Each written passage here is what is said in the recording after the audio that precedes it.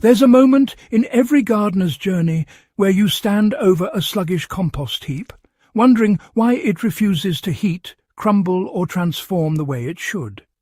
You add greens, you add browns, you turn it, you water it, yet it still behaves like a stubborn pile of leftovers. That frustration is older than modern gardening itself.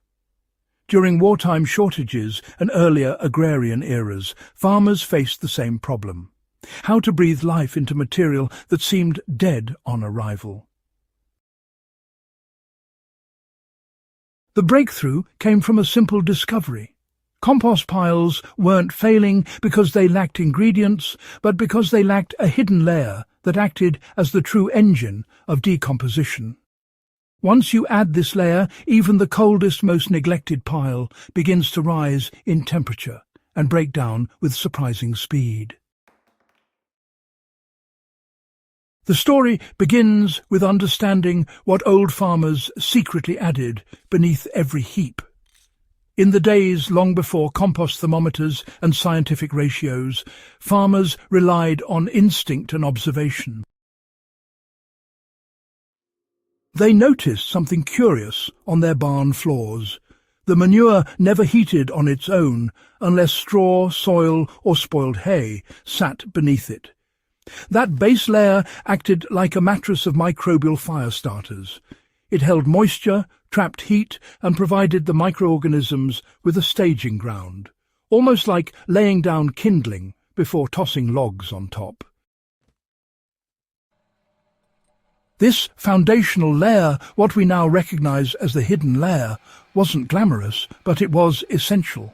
Without it, no pile ever truly ignited. With it, even poor-quality scraps transformed into humus.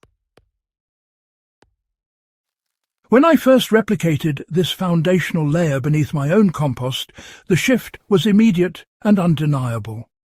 Instead of treating compost like a loose jumble of kitchen waste and yard debris, I began treating the bottom like a prepared furnace.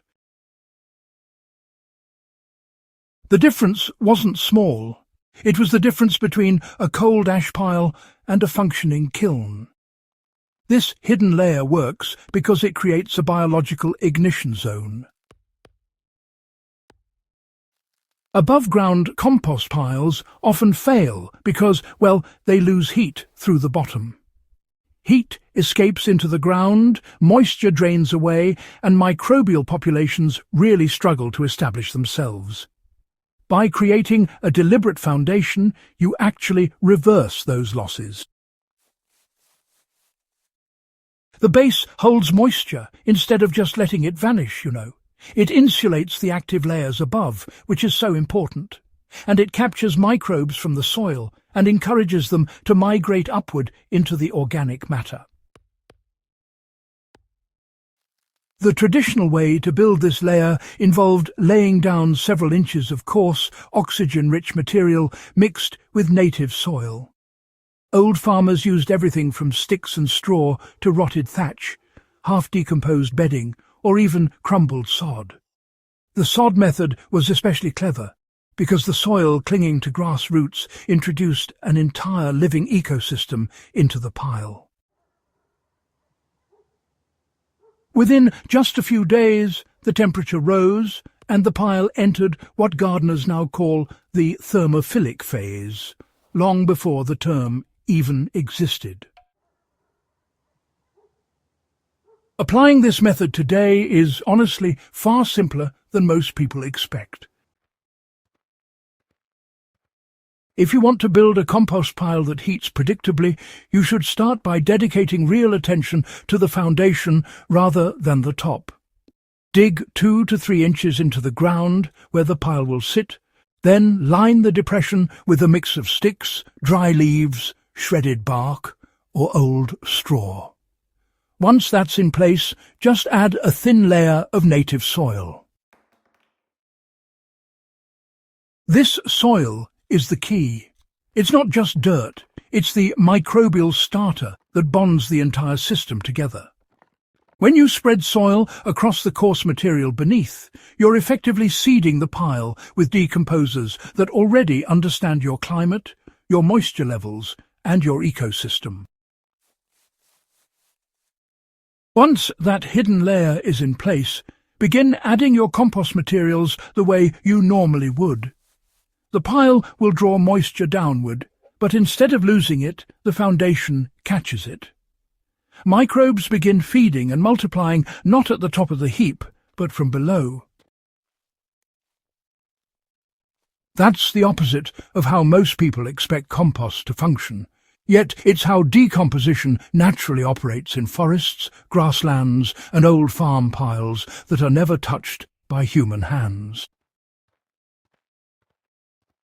The hidden layer also creates a long-term nutrient reservoir that, well, outperforms conventional composting. One of the most surprising outcomes of using this foundational layer is what remains after the pile is finally finished. When the compost has fully broken down and you spread the material, the hidden layer beneath often contains dark, rich humus that stayed in place for months. This layer becomes a nutrient-rich patch of soil that, continues to improve the ground even after the compost is removed. It's exactly why traditional farmers built their piles in rotation across their fields. Each completed pile left behind a footprint of fertility. There's also a practical advantage, In dry climates, the hidden layer prevents piles from drying out too quickly, and in wet regions, it keeps the pile from becoming waterlogged. The foundation acts like a balancing system that, adjusts to environmental extremes without needing constant human intervention. Once the base is set correctly, the pile becomes a self-regulating unit, something every old farmer relied on when chores piled high and days were short. You can adapt the hidden layer method to trenches, bins, or even tumblers with just slight variations.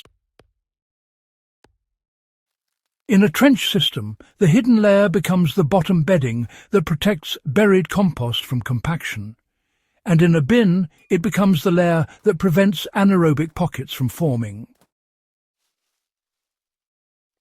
Even tumblers benefit from adding a handful of soil or partially decomposed material to reintroduce biology. The principle never changes. Every compost system runs better when microbes have a strong, prepared platform to begin their work. Ultimately, this hidden layer restores the wisdom that compost is not built. It is awakened.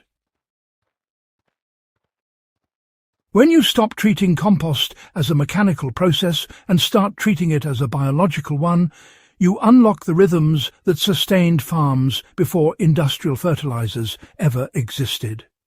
Heat, breakdown, and humus become natural outcomes instead of constant battles.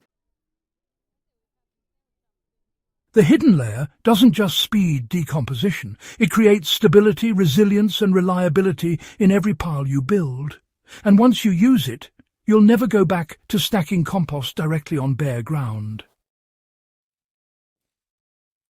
If this kind of historical, practical, and deeply effective method inspires you, make sure to subscribe to FarmLab and share this guide with someone who's still struggling with cold, inactive compost. Together, we can bring back the forgotten techniques that kept families fed and fields fertile for generations.